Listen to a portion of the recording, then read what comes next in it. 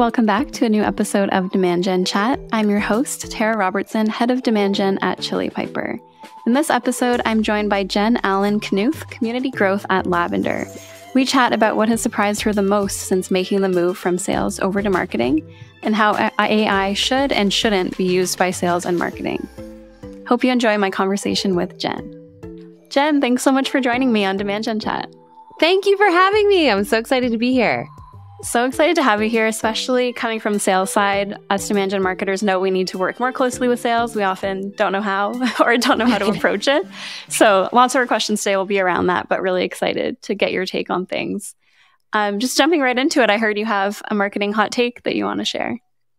Yes. Well, since you asked, I'll happily share. There's plenty of hot takes I'm sure I could list off. But I think for me, so I stepped into the community growth role here at Lavender. And as a result, that's where my answer is probably going to lie, which is it feels like community has become the new buzzword for marketers because there have been so many successful communities. So it's almost become this check the box, like, I don't care what we sell, who we sell it to, if those people even like being around each other, like, let's just create a community so we can say we did it. When I joined Lavender, actually, I was really grateful that our founders did not put pressure on me to stand up a community right away, which probably looks weird because I was hired to do community. Rather, what they said is go out, spend time in the communities where our prospects are currently going to learn and figure out what they like, what they don't like, where there's an unmet need. Like the last thing they said we want to do is just build another Slack community so that we have a Slack community.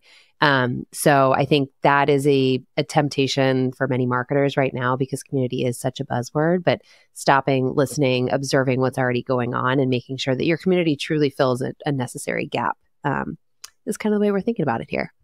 Mm-hmm. And kind of along that same line, I'm sure a lot of our audience is wondering what community is to you at Lavender. Can you explain a little bit about what that role entails? I mean, it sounds like you're kind of shaping it as you go, but ideally, what would you love to see the role turn into?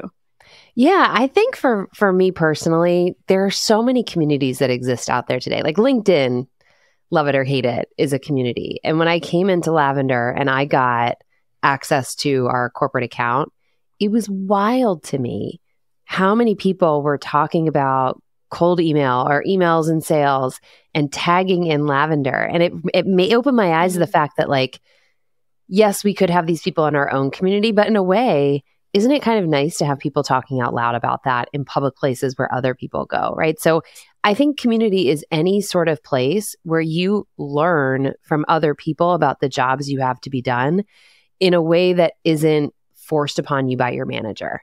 Right. So like if you look at communities that we've had the pleasure of engaging with, one, for example, is a group called Thursday Night Sales.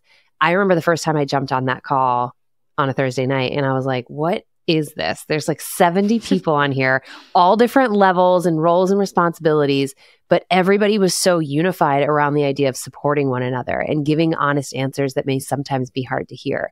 And so I look at a community like that and I'm like, wow, that is so rare. Normally, you're afraid to speak up and afraid to say, like, hey, I don't know the answer to this stupid question. And it broke down those barriers. So I've always been really inspired by communities like that allow people to have a safe space to ask questions, to learn from one another in a way that's like also just kind of fun and not stiff and boring. Yeah, I think when people think of LinkedIn, fun isn't maybe the first word that comes to mind. I think that's changed recently, but stiff is definitely probably more in line with what a lot of people think when they're scrolling their LinkedIn feed, right? Yeah. And that's one of the things we're trying to change, right? Like if you think about social media, LinkedIn is social media. We go there to learn for sure, but we also go there to be entertained, to have a break. Like Will Aitken, who runs our social, when he was at Sales Feed, he was one of my favorite people to see in my feed because I knew if I was having a tough day or I got a no or something awful happened, I knew their content would kind of be like a little bit of a bright light. And it's not to say it was superficial or light. They did, I think, a great job of balancing helpful and then entertaining and fun. We've got to keep in mind that people are scrolling just as much to learn as they are to be entertained. And it's okay to have a little fun with our presence. Yeah, that's a really great point. And you mentioned, obviously, Thursday Night Sales is a community that's been great. I was just talking to someone earlier today about how getting people to show up to virtual events now is really tough now that in-person events are back, just because obviously we're all itching to be social in person again. But it shows the power of a community like that people are willing to join a Zoom after work hours and collaborate, learn from people. Yes, I think that's so true. I mean, you look at webinar, right? Like this is just the word webinar just sucks the life out of us, doesn't it? It's like nobody, it's going to be gated. You got to submit your email. Like everything about it is icky. And so I think people are getting really smart to the fact that there has to be more than just educational content, because educational content is everywhere, right? We just did our first in a series today. We're calling Lavender Live, where we bring in people who we really admire on the topics related to email and sales. And we do them in 30 minutes because they're during the day and people don't have an hour to sit there. And it's just focused on being fun, being helpful, being tactical, giving real examples. And I think there's just a higher bar for virtual events because of exactly what you said. Communities have set the bar high that it's got to be more than just here's all of our smart stuff we have to share. Yeah. And like you said, people are coming to LinkedIn and communities for a break. At least that's how I use it. I have 5 minutes in between this recording and my next call. So maybe I'll scroll LinkedIn. I'm not looking to read a 50-page ebook necessarily. Yes. I'm looking for something quick that I can take away or maybe make me laugh and share with my team on Slack. Mm-hmm. Yeah. Agreed. Yeah. So you touched on just at the beginning that you recently transitioned over to the marketing side from sales. I'd love to hear just in your experience, first of all, kind of what has surprised you the most, and then anything that you've learned that marketers should be doing to support their friends in sales.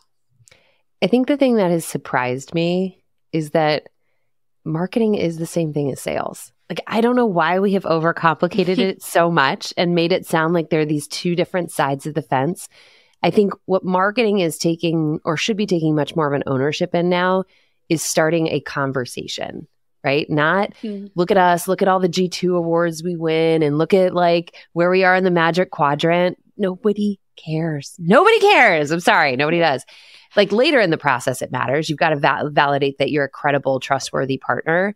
But I think sales and marketing are fighting the same battle right now, which is like, how do we open a conversation? How do we create curiosity for someone who is not shopping to want to learn more about the problem that we solve? And so I think the number one thing I think marketers can be learning from sales is, what are those natural conversations? What are those problems that people are talking about, searching for, hunting for, and where are they going to learn them? Like, I will say, I think sales' hand has been forced to get much more deeply involved in like dark social. I know is like a stupid buzzword, but just being present where prospects are. So things like communities and Slack channels and, LinkedIn lives and things like that. And they're observing, they're watching, they're learning. Marketing, I think, can take a nod from that. And instead of talking so much about ourselves, just deeply, deeply understand what are the things that our prospects are talking about. Even if they're not related to our category or our space or our industry, we still have to know and understand them, because those are the things we lose to later down the road. So I think just definitely learning where prospects go to learn, what they're talking about, what they're hungry for learning for. It's not just marketing. Sales can be better at it too, but marketing definitely needs to go deeper into that. And you said something interesting. You said that sales has been forced to go into these communities and look for people. Why do you think that is? Do you think it was just kind of a desperation to hit targets, or is it really just trying to understand the customer more? I think it's access, right? Like, I think we just took all of these amazing tools that we have at our fingertips that give us reach and volume and just abuse the hell out of them. And we're like, now we're just going to blast everybody with our message. And so I think as that's been happening more and more, people are seeing less and less engagement from their prospects. So they're having to lift up and say, well, then if they're not responding to emails, if they're not responding to cold calls, where else can I go to meet them where they're at? And I think even some of these Slack groups that I'm in, it's wild when you see the types of conversations that are happening. People will straight up say things like, all right, I'm looking at PandaDoc versus DocuSign. Like, what's everybody's opinion? Imagine being a PandaDoc sales rep and seeing that and being able to see, hey, here's what people really like about us. Here's how they compare us. Like, there's no better way to get closer to your target prospect than to learn from those types of conversations. So I think smart sellers are using that to their advantage. Yeah, some of the conversations I'm seeing are so it's almost like radical transparency, where I'm seeing people literally sharing screenshots of, here's what the vendor quoted me. Can you guys tell me what you pay a month? And if the sellers aren't in there monitoring that, or someone from marketing, that can get really interesting to watch. Yes. Conversation. And not to mention, what a great way to find people who are advocating for you that you don't know about, right? Like one of the things I loved about Lavender when I joined was how much they promote and hype up their users. So you'll see a lot of people will tag Lavender in their social content because we share that stuff like crazy, right? And we're like, we recognize we've got, at least right now, we've got a lot of social currency. We're not taking it for granted. We know that can go away at any time. But if we all chime in on a post from one of our users, that tends to help their reach and their engagement. Like that's an opportunity to give something for someone who's giving a heck of a lot to us. And so just knowing who those people are, being able to amp them up, being able to like show our appreciation in a way that benefits them, I think is really just super, super important to knowing what our audience is even saying about us. And in terms of social listening and the customer marketing side, are those kind of shared responsibilities right now at Lavender, or do you have dedicated people to each of those disciplines? Yeah, great question. So Will Aitken is like, we don't have title, like normal titles here. Like I'm community and Will is social and Todd is just I was marketing. trying to figure out who does what and I came up. Elsie's like written content, I think. So it's more of our subject matter areas, but Will Aitken absolutely takes the lead on monitoring social. He obviously posts from our social channels, but he's also just looking for mentions and things like that. But I think one of the things that I admired when I started here is it's not like, oh, it's marketing's job to go engage with this content. Everybody here acts like a marketer in some way. Like Will Allred posts every single morning. If Will Allred does not write a LinkedIn post, he has been hit by a bus. Like there's no exception. You have to go search for him. Yeah. Yes. It's like go find Will Allred if he's not there. Will Balance too. And they're founders, right? And you could say, gosh, there's so many things a founder can do, but they recognize the importance of being present where our folks go to learn. It's the same thing with our CS folks, with our sales folks. And that I think is a difference maker. Is everybody views the power of social. It's not just marketing's job. Yeah. And I think for that to succeed, it has to start from the top. Like you were saying, founders have a lot on their plate and a lot they could be doing, but for them to make sure every day, hey, we're going to post.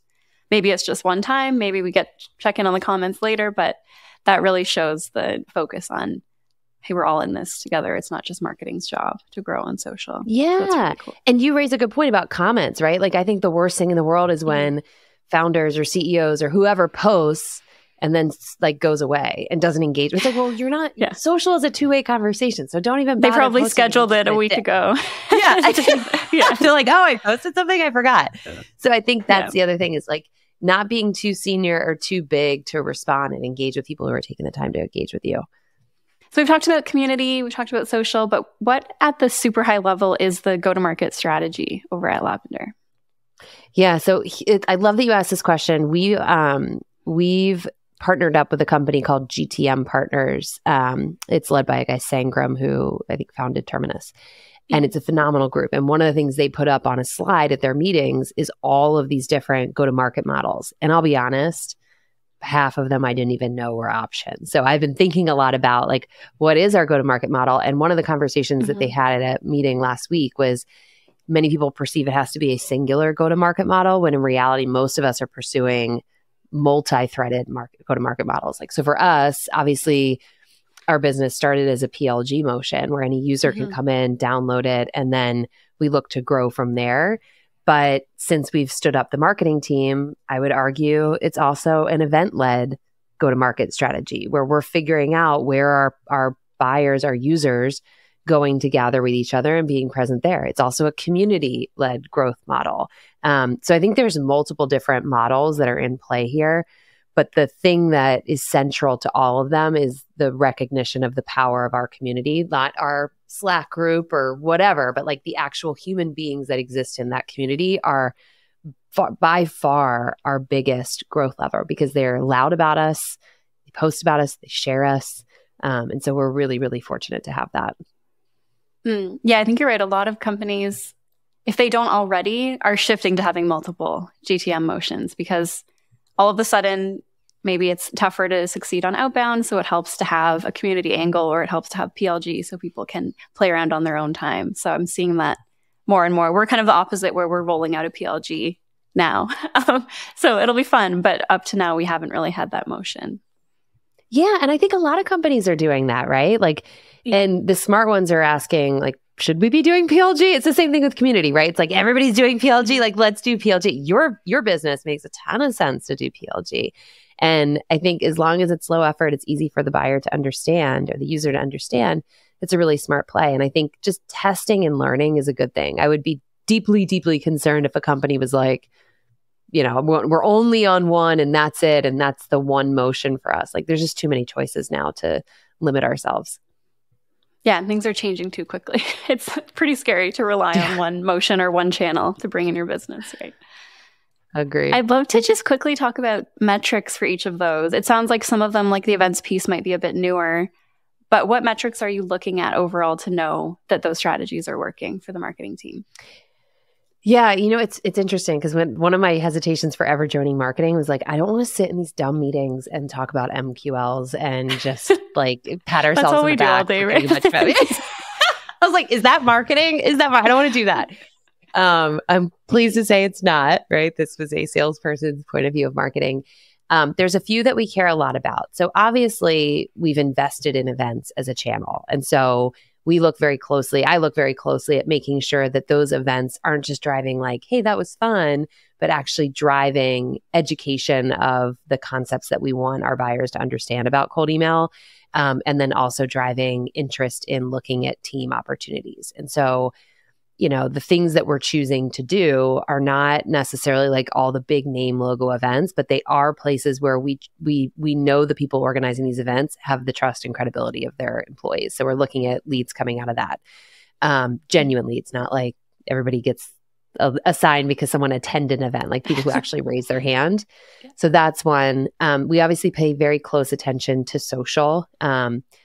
The basic stuff that you would consider, right? Like just like, are we increasing followers and engagement and all that? But also, are we seeing more people, as I mentioned before, post about us, share their lessons, what they've learned? What's the tonality of that post? Is it positive? Is it negative? Like that's something we obviously care deeply about. And then we do, like a lot of companies these days, we have a free form field that just says, how did you hear about us? And not give them drop-down answers, but just let them freeform fill in the blanks. So we're constantly looking at where are those leads coming from? What are we doing? What do we need to be doing more of? And it's wild. Like if you look at our metrics for how did you hear about us, I haven't actually done the math on them. We should, but it was like there was a huge category of just Will, the first name Will. That's amazing. As a source at a channel. That's a good goal. So it's that kind of stuff that we're like, okay, if we know that people are coming to us from learning on LinkedIn, it gives us the confidence to keep doubling down there. But even since Will Aitken took over social, we're starting to see people come in from TikTok that, didn't really look like our normal user. So I think just being mindful of where people are coming from is a really big piece for us. And then any investments that we're making sure those are translating to interest. And do you look at that self-reported attribution? I'm glad you mentioned you don't use a drop-down because you get the real answers that way. Mm-hmm. Do you look at that as a team? Is it every month or is it something that you all just kind of know that you can hop in and look at whenever you need to? Yeah, great question. We just recently talked about doing a standing monthly meeting to look at that as a whole now that because we implemented it in January. So now I think we've got enough data to be able to be like, okay, this is cool. So we haven't formally looked at it like that yet. We do have a Slack channel that feeds all of the answers into it. So I'm always in there digging around, seeing like, what are people writing? But I think now that we've had it in place long enough, we should be for sure looking at it regularly as a whole. Yeah, you're in the exact same place as us then, because we look at the Slack channel, we tag each other and get excited. But I'm starting to figure out like, how can I get more visibility for the whole team to know what's working? Because it shouldn't just be a handful of us that are super excited in Slack. It should be everyone knowing. Yes, agreed. Thank you for making me feel better about where we are on that. That's yeah, no, very close. Very similar. I'd love to know, you mentioned already that you're getting very consistent answers or some consistency in those self-reported answers. But is there anything else that you've seen that's really working over the last couple months? Obviously, a lot of marketing teams are either struggling, downsizing, cutting budgets. But what has been really working on your end? Yeah, I would say, the events have been a big, big driver for us because we've never had an issue. Never.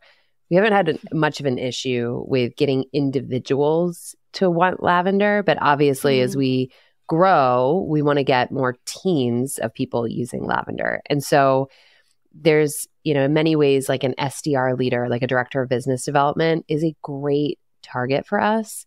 But when you look at a lot of events and things, it's usually either VPs of sales, CROs, and it's not that those are bad, but the people who intimately feel the problem that we face are often those SDR leaders. And so there's a group called SDR Leaders that Sam Nelson runs, and it's just people that are that. He does not get sucked into like, oh, a CRO wants to come, let me do it because their title's sexy. He's very true and honest to that. And as a result, like when we participate in those events, there's a meaningful output for us because those are the people that feel the problem the most that we solve for. So I would say, like you mentioned it before, but events are definitely back. People are looking to connect like in a very, very big way. And I think we're pretty excited about what's to come there. That's exciting. And I'm curious on the PLG aspect. It sounds like right now you have no problem getting, like you said, the individual sales reps checking out the tool. How do you typically, I guess, kind of upsell them to that, to that corporate account, so that their whole team is using it? Is there a strategy around going to their leader, or? We're candidly still figuring it out. Like, I'd love to sit here and say we have all the answers. We absolutely don't. It shocks me that this was a team of 6 people before we joined in January. Like, I'm like, how did you build this? This is insane. So we're newer on the spectrum. What I do think works very well is being able to isolate what that company's trying to achieve. Like, are they trying to grow enterprise segment? Are they trying to grow mid-market segment? Is there a particular vertical they're going after, a region? Is there a particular product that they're trying to, like a new product that they're trying to cross-sell? And then helping that buyer realize and understand that email, while it seems small and minor, is actually contributing in a big, big way to that problem. So obviously my background is in challenger sales methodology. I spent my entire career there. And I believe in it. And I believe that when you can go beyond just showing someone, here's our tool, do you think it's cool? Like, do you want people to use it? And actually help them make sense of their priorities and their problems. That's where I think the magic happens. So if you look at accounts that have gone far and wide with us, it is always companies who've been able to take a look at a big problem and map it back to saying the way we're doing our outreach is actually contributing to that. I'd love to know, I know you haven't been at Lavender long, but is there anything that you've tried, either yourself or just the marketing team has tried, that you were surprised just really either didn't resonate with your audience or just really didn't work at all? I don't think there's anything I would say hasn't worked at all yet, but we are still new. I don't want to make it sound like I'm like, we're perfect and we have no problem. Like, we have plenty of problems. Plenty of problems. But I think because of the people, so if you look at our marketing team, it's Todd Clauser, who is just brilliant. He came from Refine Labs, which is like a genius machine when it comes to marketing. You look at Will Aiken, who had years of experience standing up basically like a media company and creating content. You look at Chelsea, who's came from your organization and is a phenomenal machine at knowing how to use written content in ways that are not the norm. I think one of the things we're really lucky to have is just a whole hell of a lot of experience on this team and people who are not afraid to take risks and zag when everybody's zigging. And so I think talent plays a big, big role in that. And the fact that there's not one person at the top, like we don't report into a head of marketing. We report into our founders. And over time, obviously that I'm sure will have to change as the marketing team grows, but it allows us to really bring different perspectives and not be filtered through one person's perspective. And I think oddly, there's something to that, right? It's like, trust that each of us in our lanes knows what we're doing. And as long as we communicate closely with each other, we tend to see that like we each can chime in and help with it. But I wouldn't say there's like a big, big mistake we've made so far. But now I've probably just jinxed ourselves. No, I think it's a great point that it's a small team, but you're bringing so much experience with you. So it's your instincts to try things are probably a little bit more fine-tuned than some marketing teams that have grown super big, super quickly, but aren't quite as experienced with the audience that you're selling to. So hopefully it makes a lot of sense. And looking ahead to the future, the rest of this year, is there anything you're really looking forward to, either yourself or just as a marketing team? Oh my gosh. I don't know about you, but like the pace of AI related news is maddening to me. Like I can't think of a time.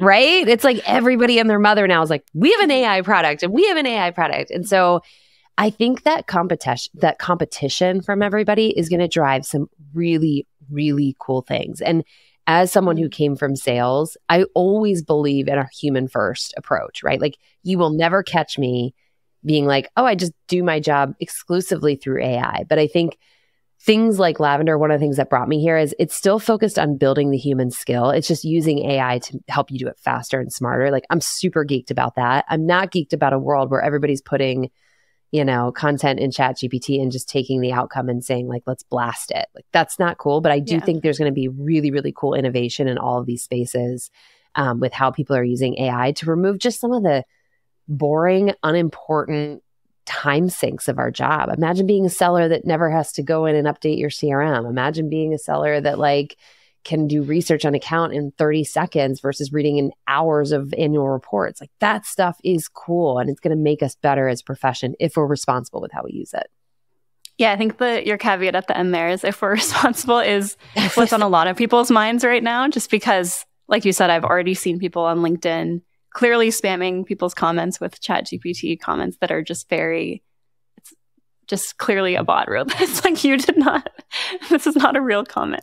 And I'm seeing that so much. It makes me anxious for just what the future of just content marketing in general will look like, but especially on channels like LinkedIn where the early adopters get super excited about this stuff. Oh my gosh. Like you should see, obviously with AI being in our company name and like a big part of what we do, when I tell people, hey, we help sellers write better emails using AI, everybody's like, let me tell you what prompt I'm using. And let me talk about like people are so geeked up and excited, which is awesome. But I think it'll be an opportunity for people who still take a human first approach to really separate themselves from the noise, right? Just like when we were all able to start spamming people with thousands of emails and sequences and cadences, there were responsible people who said, I could do that. I'm not going to do that. I think we'll see that same behavior as it relates to AI. And it'll be a differentiator, which is cool. Yeah, I think it'll be exciting to see what creativity it brings out, especially in, like you said, there's so much you can personalize in sales. So taking away that maybe the more boring admin side of things that I know a lot of sellers don't like, that'll be really cool to just imagine if you had all that time back in your day to just be creative with your outreach, right? Yes, that's what I'm saying. Like that, I think is the cool part. Like it frees up capacity to be more thoughtful. And if we use it that way, that's a great lift for sellers and marketers, really anybody. Cool. So I'd love to move on to our quick fire round, Jen. So first, is there another marketer or it could be a sales leader that you follow that our listeners should go check out?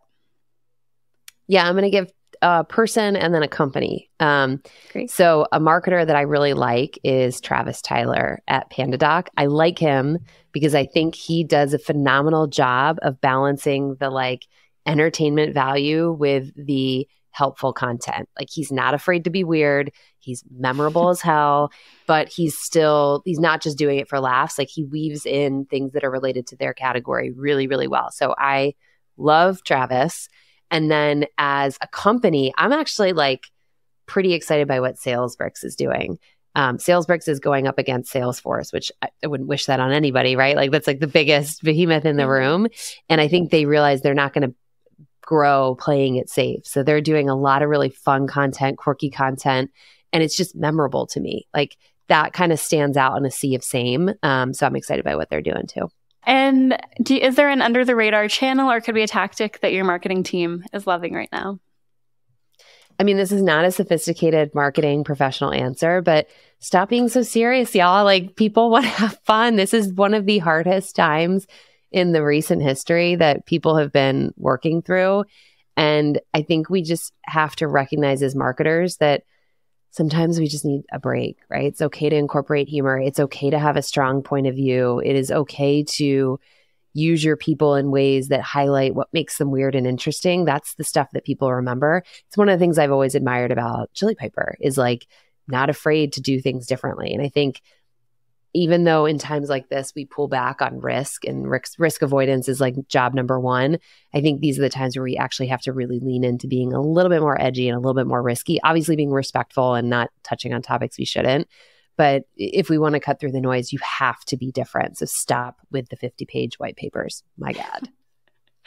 Yeah, that's a really great point, especially coming off of what we were just saying, how AI is making it easy to create so much content that you have to find a way to stand out or else it's all the same. So yeah, that's great advice. Great. And lastly, where can our audience go to follow you? Where are you most active? This is easy. I've only done one TikTok. I refuse to share my TikTok handle because it was a terrible video. So if you can find me, congratulations, you're a sleuth. I'm on LinkedIn, Jen Allen-Knuth. I just got married, so now I've got my hyphenated last name, Knuth. But I live there. I love it there. I'm always down to take it to the DM. So that's where you can find me. Great. I'll put all those links in the show notes. You can follow Jen if you don't already. I'm sure a lot of you already do. And thanks so much, Jen, for joining me. Thank you so much for having me, Tara. This is fun. And thanks, everybody, for listening. We'll be back in about 2 weeks with a brand new episode. Thanks for listening to Demand Gen Chat. Demand Gen Chat is a Chili Piper podcast, hosted by Tara Robertson and produced by me, Nola McCoy. If you're enjoying the podcast, please leave us a 5-star rating on Apple, Spotify, or wherever you listen to your podcasts. It only takes 5 seconds and helps other marketers like you discover Demand Gen Chat. Also, if you'd like to have a question answered in a future episode, you can connect with Tara Robertson on LinkedIn. Send her a DM with your question and it could be answered on a future episode. Finally, if you've gotten this far and are wondering what Chili Piper even is, Chili Piper helps B2B marketers book more qualified meetings for their sales teams. You can't afford to leave opportunities on the table, so let your leads self-qualify and schedule a time with the right rep instantly. And that's just one of the many revenue-impacting things that Chili Piper does. Visit chilipiper.com to learn more. And thanks again for listening. We'll see you on the next episode of Demand Gen Chat.